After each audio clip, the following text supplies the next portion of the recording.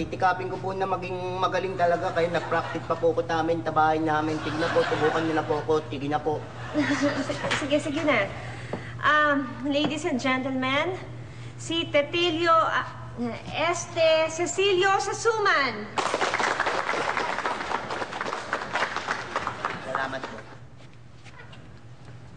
Ang pamagat po ng i-declaim ko ngayon ay sino ang dapat titihin? Sino ang dapat titihin? Limot. Tigna. Pengin ng limot. Bibili kati ako ng torbetet. Matalap tip-tipin ng torbetet. Dahil ito ay tunay na malata. Buti na lang, may itang babae taking nagbigay ng 10 pito. Wala pa raw siyang matawa. Ang ibig sabihin, siya ay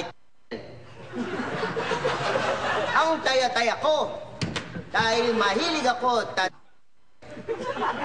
kung akong mag-aatawa, gusto ko ay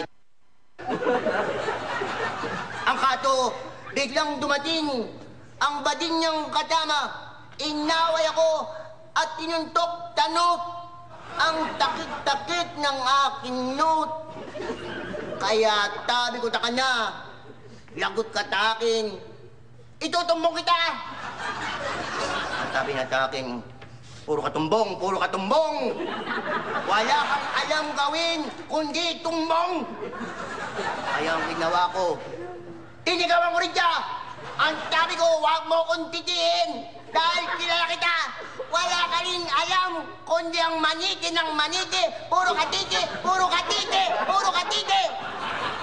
Ang mabuti pa, kayo na ang magtabi kung sino sa aming dalawa ang dapat itumbong at titiin.